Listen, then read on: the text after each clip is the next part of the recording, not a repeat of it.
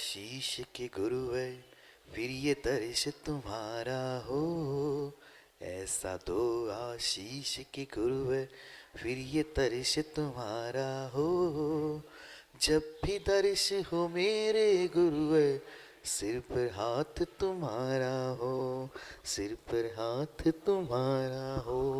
बोलो आचार्य भगवान गुरुवर श्री विशुद्ध सागर जी महाराज की जय, पंच परमेष्ठी भगवान की जय, मुनि श्री सुप्रभ सागर जी महाराज की जय, मुनि श्री प्रणत सागर जी महाराज की जय। जय जन बंधु, आप हम सभी यहाँ उपस्थित हुए हैं इस लोकप्रिय कार्यक्रम सम्यक समाधान को सुनने। जैसे आप लोग उपस्थित होकर सुन रहे हैं, वैसे ऑनलाइन के माध्यम से, यूट्यूब के माध्यम से घर बैठे लोग इस कार्यक्रम को सुन रहे हैं और पसंद भी कर रहे हैं। जो ये सम्यक समाधान कार्यक्रम है, ये कार्यक्रम एक ऐसा कार्यकारी उपाय साबित हो रहा है जिसके माध्यम से आपके मन में उठने वाले विकल्प, जिज्ञासाएं, समाधान के हम मुनिषी के मुखारविंद से प्राप्त कर रहे हैं। जैसे एक छोटी सी दवाई होती है, एक पैरासीटामोल कहते हैं जिसे हम, वो हर काम में, हर दर्द में काम आ रही है। जैसे सर दर्द है, बदन का दर्द है, उसमें वो पैरासीटामोल काम आती है, वैसे ही वो पैरासीटामोल का काम हमारा सम्यक समाधान कार्यक्रम कर रहा है। समाधान मुनिषी अपने मुखारविंद से दे रहे हैं और क्वेश्चन, जिज्ञासाएं, विकल्प हो आपके माध्यम से हम तक पहुंचा रहे हैं। आप ऐसे इस कार्यक्रमों को देखने रहना और अपने विकल्प हम तक पहुंचाते रहना। चलिए शुरुआत करते हैं उस अद्भुत कार्यक्रम की ओर।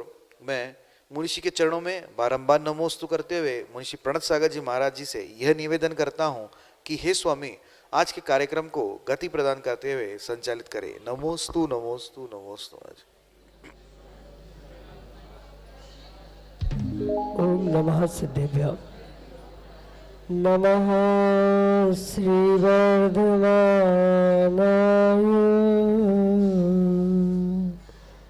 निर्धूत कलिलात्मने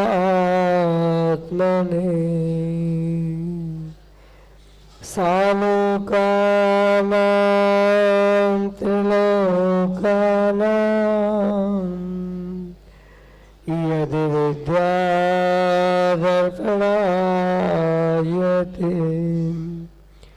यदि विद्यादर्पणायते।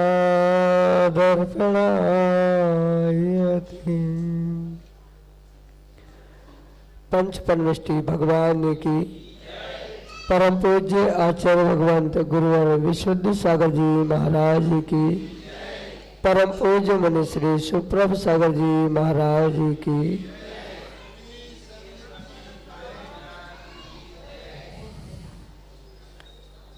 एक छोटा सा विकल्प, एक छोटा सा विकल्प दो को संसार में छोड़ गया और वही निर्विकल्प अवस्था तीन को सिद्धत्व की ओर ले गई। क्योंकि एक छोटा सा विकल्प अनंत संसार का कारण भी बन सकता है और वही जब उस विकल्प में समीचीनता हो तो वह विकल्प हमारे अनंत सुख का कारण बन जाता है। लेकिन उस विकल्प में आवश्यकता समीचीनता की है और वही उस समीचीन विकल्प का सम्यक समाधान किसी निर्गंत गुरु के मुखारबिंदु से प्राप्त हो तो निश्चित ही वह आनंद सुख का साधन बन जाता है। ऐसा वह अनंत सुख की प्राप्ति का एकमात्र कार्यकारी उपाय समीचीन विकल्पों का सम्यक समाधान, जो कि हम सभी आगम के परिप्रेक्ष्य में परम पूज्य मुनि श्री सुप्रभ सागर जी महाराज के मुखारबिंद से प्राप्त कर रहे हैं। देश के विभिन्न प्रांतों से अनेकानेक समीचीन विकल्प हमें यहाँ प्रतिदिन प्राप्त हो रहे हैं और परम पूज्य मुनि श्री उनका हम सबको सम्यक समाधान प्रदान कर रहे हैं। प्रारंभ करते हैं आज का सम्यक समाधान और आज का पहला विकल्प जयपुर राजस्थान से अरविंद जैन परम पूज्य मुनि श्री के चरणों में बारंबार नमोस्तु निवेदित करते हुए अपना समीचीन विकल्प रख रहे हैं कि महाराज जी, तीर्थंकर भगवान के ऊपर जो छत्र लगाए जाते हैं वे क्यों लगाए जाते हैं एवं उनका क्रम क्या होना चाहिए। हमारे समीचीन विकल्प का सम्यक समाधान करने की अनुकंपा करें। नमोस्तु महाराज जी, नमोस्तु। ओम नमः सिद्धम।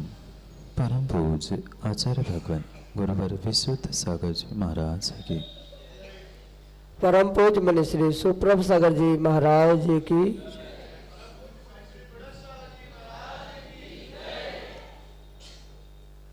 छत्रत्रयं तव विभाति, इस काव्य में भक्तांबर स्तोत्र के द्वारा आचार्य भगवंत मानदंग स्वामी ने ये स्पष्ट रूप से कहा है कि ये 3 छत्र चढ़ाने का जो प्रचलन है वह एक प्रतीकात्मक चिन्ह है कि जो अरिहंत परमेष्ठी है, अरिहंत भगवान है, वह 3 लोक के नाथ है और त्रिलोकी नाथ का प्रतीक का बोधन या उसका दिग्दर्शन कैसे होगा, उस दिग्दर्शन के लिए ही ये छत्रत्रय यानी 3 छत्रों को चढ़ाने का रिवाज या परंपरा प्रारंभ हुई। इतना ही नहीं अपितु जैसे ही अरिहंत भगवान अरिहंत परमेष्ठी पद को प्राप्त करते हैं, तीर्थंकरत्व को प्रकट करते हुए समोशरण में विराजमान हो जाते हैं, वहाँ जो अतिशय प्रकट होते हैं उनमें वह छत्रत्रय आदि आदि भी कहा गया है। इस कारण से जो मंदिर में भी हम भगवान की प्रतिमा आदि विराजमान करते हैं उसको भी उपलक्षण से समोषण का रूप माना जाता है और उस समोषण का रूप माना गया होने से वहाँ भी छत्रत्रय आदि चढ़ाना, 3 छत्रों को चढ़ाना, 3 छत्रों को लगाना, ये वहाँ वर्तमान में प्रारंभ हुई व्यवस्था कही जा सकती। साथ में ये भी बात हम समझे कि उस छत्रों को 3 छत्रों को चढ़ाने का क्रम क्रमशः सबसे पहले नीचे छोटा, फिर बड़ा और फिर बड़ा, ऐसे इस क्रम से ही उसको चढ़ाने की परंपरा प्राप्त होती है। उसके पीछे भी आचार्य भगवान कहते हैं कि क्रम क्रम से जीव वृद्धि को प्राप्त होते हुए अपने वर्धमान चारित्र से आत्मा का उत्थान करते हुए 3 लोक के सर्वोच्च स्थान पर पहुंचता है। ऐसा ही वह क्रम क्रम से अपने आत्मा का विकास करते हुए सम्यक दर्शन, सम्यक ज्ञान, सम्यक चारित्र के द्वारा वर्धमान चारित्र के द्वारा जीवन का भी उत्थान करने के लिए पुरुषार्थरत रहे। इस कारण से ही ये 3 छत्र 3 लोक के प्रतीक, 3 लोक के स्वामी होने के प्रतीक है और क्रम क्रम से आत्म उत्थान का विकास होता जाए, इसलिए उस छत्रों का विकास करते करते उस क्रम से उसे लगाने का आगम में परिपालन या परंपरा बताई गई है। यही आपके लिए सम्यक समझ। अगला समीचीन विकल्प सागर मध्य प्रदेश से नयन जैन परम पूज्य मुनि श्री के चरणों में बारंबार नमोस्तु निवेदित करते हुए अपना समीचीन विकल्प बता रहे हैं कि महाराज जी, किसी के घर में किसी का जन्म होता है और किसी का मरण होने पर उसके परिवार में 10 दिन का एवं 13 दिन का सोल सूतक लगता है। तो मेरा प्रश्न ये है कि मरण का तो फिर भी समझ में आता है कि परिवार में दुख होता है, लेकिन जन्म की तो खुशी होती है, तो फिर 10 दिन का सूतक क्यों लगता है? हमारे समीचीन विकल्प का सम्यक समाधान करने की अनुकंपा करें। नमोस्तु महाराज जी, नमोस्तु। यह सौर सूतक की परंपरा आगम की प्राचीन परंपरा। इसके पीछे आचार्य भगवंतों ने तर्क और कारण देते हुए यही समझाने का प्रयास किया है कि जब व्यक्ति हर्षातिरेक में या सुख के अतिरेक में होता है, दुख के अतिरेक में होता है, तो वह कोई भी कार्य भावुकता में करता है। अगर अति सुख भी है, हर्ष भी है, आनंद भी है, तो भी व्यक्ति सम्यक निर्णय नहीं कर पाता, सम्यक क्रिया नहीं कर पाता।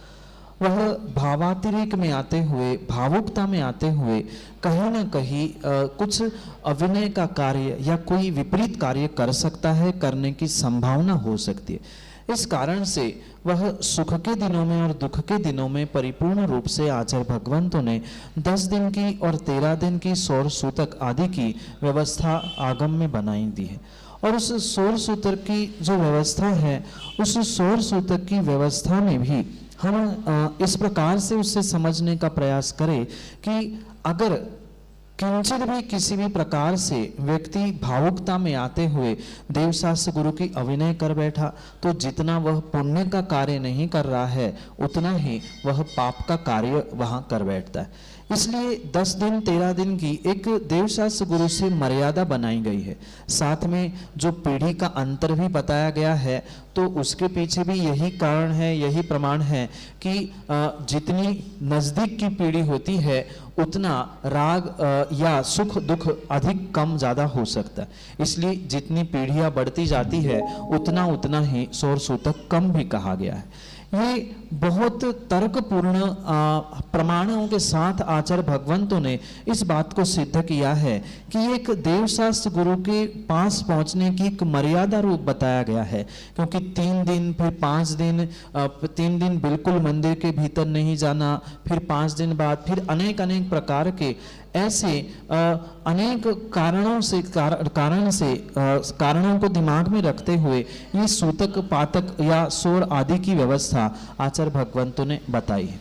साथ साथ में ये भी बात अवश्य समझनी होगी, जहाँ सूतक होती है, किसी की मृत्यु होती है, मृत्यु के बाद अग्नि संस्कार किए जाते हैं। अग्नि संस्कार के समय में जो जीवों की विराधना, जीवों की हिंसा हुई है उसके रूप प्रायश्चित रूप भी कहा गया है। माना कि फिर जन्म के समय में क्या हुआ, जन्म के समय तो किसी की अग्नि संस्कार नहीं हुए थे, पर जन्म के समय में जब माँ जन्म देती है तो वहाँ चाहे वह नेचुरल बर्थ हो या वह ऑपरेशन आदि से किया गया हो, कहीं ना कहीं वहाँ भी प्रचुर मात्रा में वह रक्तस्राव आदि होने के निमित्त से बहुत सारी हिंसा होती है। तो वह हिंसा से बचने के लिए ही आचार्य भगवंतों ने हिंसा के प्रायश्चित रूप में ये सब कुछ आगम की व्यवस्थाएं बनाई गई है, जिसको 10 दिन 13 दिन आदि के अनेक प्रकार से कहा गया है। मुख्यतः से ये बात भी समझनी होगी कि सूतक की बात समझ में आ रही है तो वहाँ दुख है, पर सुख का भी अतिरेक है। आनंद में भी सुख में भी व्यक्ति भाव विभोर होते हुए कहीं ना कहीं गलती करने की संभावना होती है। आपने शायद ये पढ़ा हो, सुना हो, नहीं हो तो ये जानने योग्य है कि मात्र व्यक्ति को हार्ट अटैक दुख के समय में ही नहीं आता, कभी कभी अनएक्सपेक्टेड सुख मिलने पर भी वह हार्ट अटैक आके उसकी मृत्यु भी देखी जाती। ऐसा ही विचार दिमाग में रखते हुए हमारे आचार्य भगवंतों ने, तीर्थंकर भगवंतों ने ये आगम में सुख के दिनों में भी और दुख के दिनों में भी ये सूतक सोर आदि की व्यवस्था बनाई है, जो कि आपके लिए सम्यक समाधान से। अगले समीचीन विकल्प के लिए हमारे सामने है अनिल जैन पांडे, देवरी मध्य प्रदेश से, अपने समीचीन विकल्प के साथ।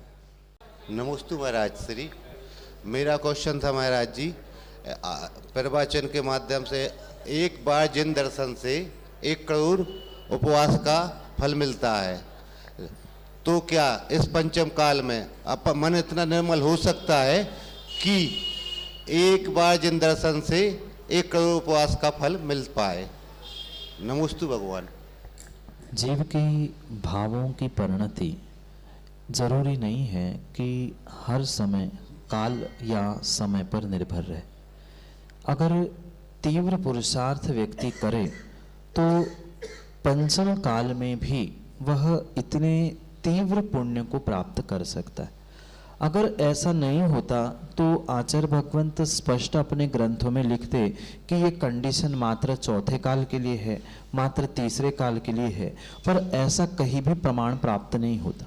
उन्होंने जो भी जिन दर्शन की महिमा का व्याख्यान किया है वहाँ परिपूर्ण रूप से यही व्याख्यान किया है, चाहे काल कोई भी क्यों ना हो, वहाँ जिनेंद्र भगवान के दर्शन करने से करोड़ों उपवास का फल अवश्य मिलता है, सब्जेक्ट टू कंडीशंस। जैसे बहुत सारे स्थानों पर कंडीशंस अप्लाइड लिखी होती है, ऐसे इसमें भी कंडीशन ये समझनी होगी कि मात्र काल को दोष देने से हम ये नहीं टाल सकते कि पंचम काल है इसलिए इतनी विशुद्धि नहीं बन सकती है।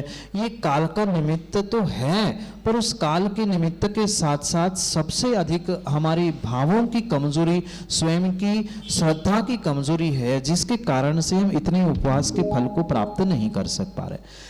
ऐसा नहीं है, जब सिद्धांत आचार्य भगवंतों ने बताया है तो सिद्धांत में कोई समझौता नहीं होता है। और इस कारण से ये बात हम अवश्य समझे कि ये जो करोड़ों उपवास का फल आचार्य भगवंतों ने एक बार जिन दर्शन की महिमा का फल रूप बताया है वो तो है ही, पर कथनचित वर्तमान में क्यों नहीं दिखाई दे रहा है? तो किसी जीवों को काल का प्रभाव है, किसी जीवों का स्वयं का पुरुषार्थ नहीं है, किन्हीं जीवों ने कुछ अन्य प्रकार से उसको समझ के रखा है। इस प्रकार से हम इसको अवश्य समझे, पर ऐसा सर्वथा नहीं कह सकते कि पंचम काल है इसलिए फल नहीं मिल रहा है।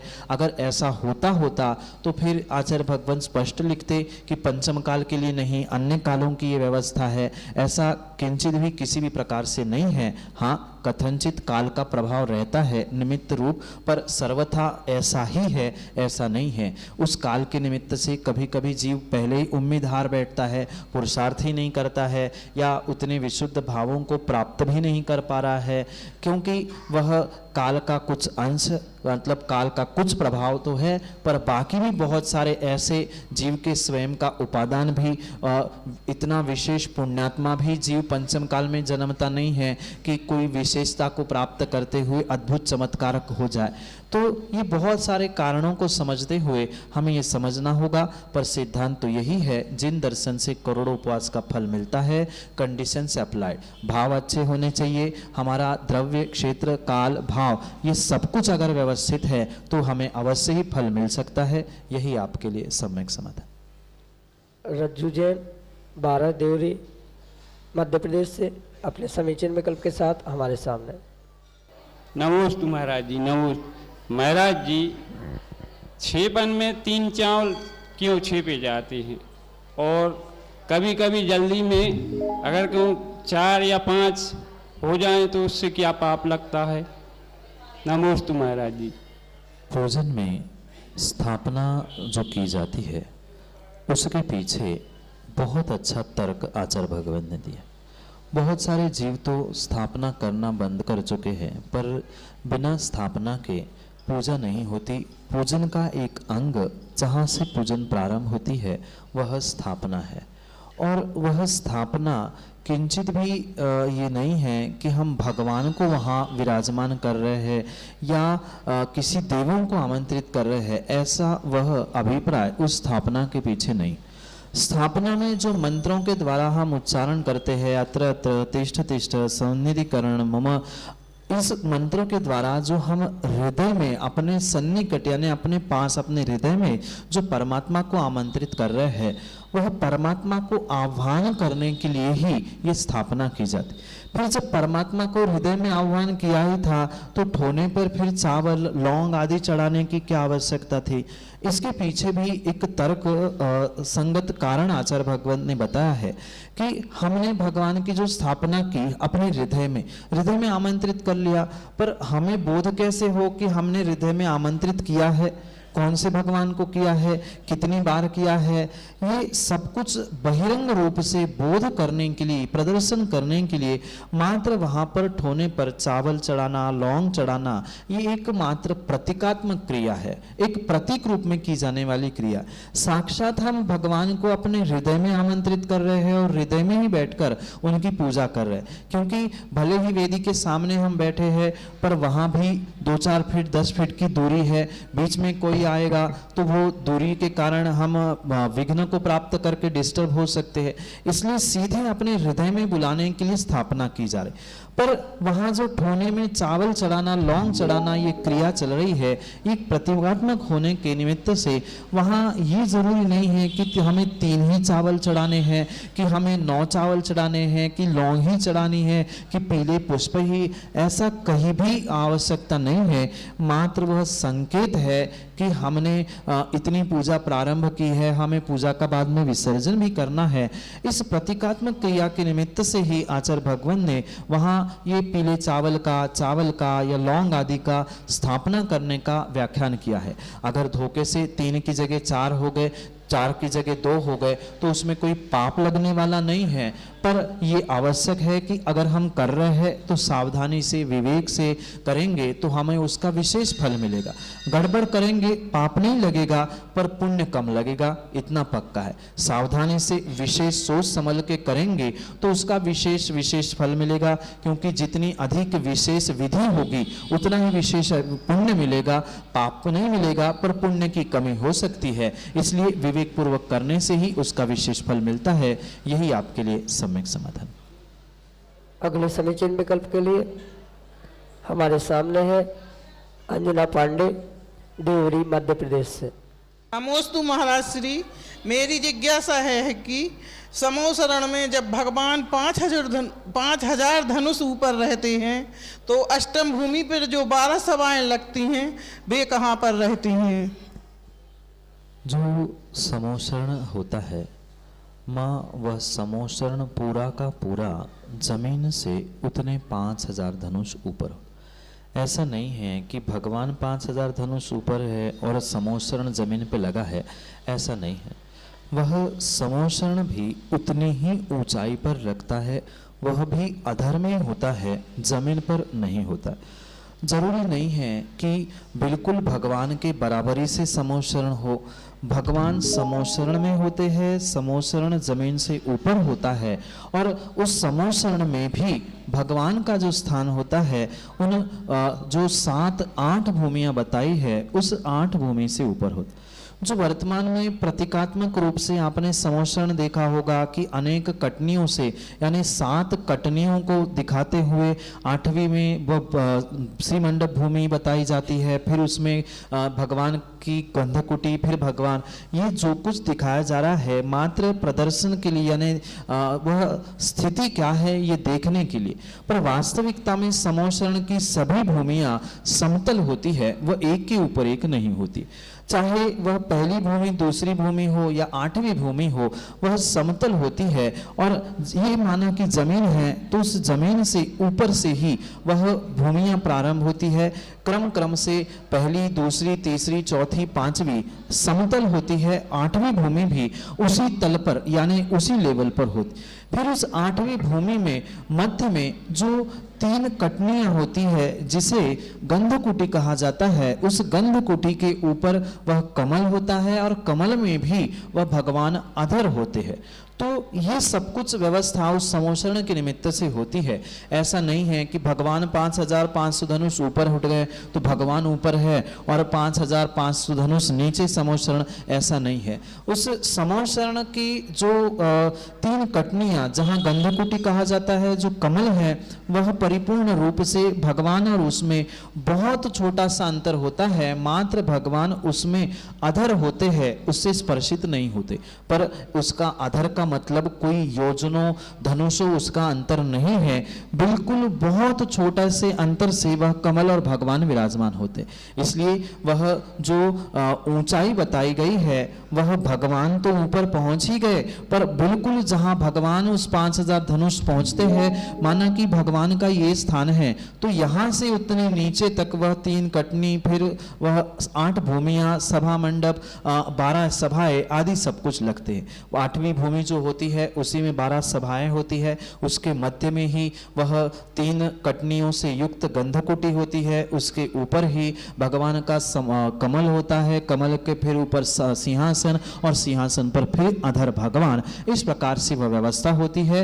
वह भगवान के प्रमाण की तो बात कह दी कि वह 5000 धनुष ऊपर पहुंचे हैं, पर उसके नीचे जैसे जैसे उसकी व्यवस्था है, जैसा प्रमाण है, क्योंकि प्रत्येक तीर्थंकर के निमित्त से उस समोशरण का व्यास, उसकी लंबाई चौड़ाई आदि कम बढ़ बताई गई है, उसी प्रकार से उसका प्रमाण रूप से वह सब कुछ गणित विस्तार से तिलोय परिणति जैसे ग्रंथों में प्राप्त हो सकता है। संक्षेप से इतना ही समझना होगा कि जहां भगवान है बिल्कुल उनके नीचे से ही वह समोशरण की रचना होती है। ऐसे कोसों योजनों दूर उसकी लंबाई या ऊंचाई दूर दूर भगवान और समोशरण नहीं होता। यही आपके लिए सम्यक समाधान। सुनीता जैन, देवरी, मध्य प्रदेश से अगले समीचीन विकल्प के लिए हमारे सामने। नमोस्तु महाराज श्री। मेरा प्रश्न है महाराज श्री कि जैसे नाम ही है नित्य निगोद, तो उस नित्य निगोद में जीव किस अवधि तक रहता है, क्या वहाँ से कब तक निकलता है? कृपया उनका समाधान कीजिए। नमोस्तु महाराज श्री। जिनागम में आचार्य भगवंतु ने निगोद के दो भेद बताए, एक नित्य निगोद, एक इतर निगोद। इतर निगोद से जीव निकलकर तस स्थावर पर्याय को प्राप्त करते हुए अपने आत्मा का कल्याण करता है। ये प्रमाण तो सर्वमान्य है, सर्व स्वीकार है, पर नित्य निगोद के निमित्त से भी जो आचार्य भगवंतों के दो अभिप्राय, दो अभिमत, दो मत प्राप्त होते हैं, उनकी अपेक्षा से एक आचार्य भगवंत कहते हैं कि नित्य निगोद से जीव निकलता ही नहीं है, इसीलिए उसका नाम नित्य निगोद है। जो कभी भी नहीं निकल सकता, उसको छोड़ता ही नहीं है, ऐसे उस पर्याय को प्राप्त करना ही वास्तव में नित्य निगोद है। पर कहीं किनेक आचार्य भगवंतों का यह अभिप्राय और यह दृष्टांत भी प्राप्त होते हैं कि नित्य निगोदिया पर्याय से भी कुछ जीव निकल कर आए जिन्होंने अपने आत्मा का कल्याण कर लिया, ऐसा प्रमाण भी हमारे पास प्राप्त है। इसलिए इस विषय में हम अवश्य समझे कि अगर हमने ये दोनों प्रमाण पढ़े हैं तो हमें उन दोनों प्रमाणों को समझना होगा। अधिकांश आचार्य भगवंतों का यही अभिप्राय है कि नित्य निगोदिया से जीव कभी भी नहीं निकलता, पर कुछ गिने चुने जो आचार्य भगवंत कहते हैं वह भी अपवाद मार्ग रूप से उसका कथन करते हैं। इसलिए इसका सिद्धांत रूप से प्ररूपण करना संभव नहीं है कि कितने वर्ष बाद, कितने आयु बाद वे निकलते हैं। वो तो एक अपवाद मार्ग होने से किनेक आचार्य भगवंतों ने उसका हमें व्याख्यान किया। इस विषय में हम ये समझे, जब तक हम स्वयं केवली नहीं बन पा रहे हैं या किसी केवली अवधि मनपर्य ज्ञानी के पास नहीं पहुंच पा रहे हैं, तब तक हमारे लिए उभय वाक्य प्रमाण है कि किन्हीं आचार्य भगवंतों से नित्य निगोदिया निकलती नहीं है और किन्हीं एक आध दो आचार्य भगवंतों के अभिप्राय से निकलती भी है। इस प्रकार से हमें इसके विषय में सम्यक निर्णय करने की आवश्यकता है। अन्यथा किसी मात्र एक ही आचार्य भगवंत की बात को हम मानेंगे, स्वीकार करेंगे, तो हो ना हो कहीं ना कहीं इसमें हमें अवश्य ही हमारे सम्यक दर्शन में दोष लग सकता है। अगर उसका कथन करते हुए हम विपरीत मान्यता करेंगे तो हो सकता है मिथ्यात्व आदि का भी दोष लग सकता है। इसलिए इसके विषय में हम ये परम सम्यक निर्णय करें कि हमारे लिए दोनों प्रमाण है। आचार्य भगवंत ये भी कहते हैं किसी प्रकार से वह निगोदिया नित्य निगोद से निकलते नहीं हैं, और कुछ एक दृष्टांत ऐसे भी मिलते हैं उत्तर नित्य निगोद से निकले भी है। तो हमारे लिए जब तक हम केवली नहीं बन रहे हैं तब तक वही सब हमारे लिए प्रमाण है, और वही दोनों बातों को स्वीकार करते हुए हम यही सम्यक निर्णय करें किन्हीं आचार्यों से स्वीकार है और किन्हीं से नहीं है। पर कब, कैसे, किस प्रकार से, ऐसा भी कोई सिद्धांत प्राप्त नहीं होता, क्योंकि ये अपवाद मार्ग से कथन किया गया है। यही आपके लिए सम्यक समाधान। आप हम सभी सुन रहे थे लोकप्रिय कार्यक्रम सम्यक समाधान। प्रतिदिन यह कार्यक्रम सुप्रभुवाज यूट्यूब चैनल पे 5:13 पे प्रसारित होता है।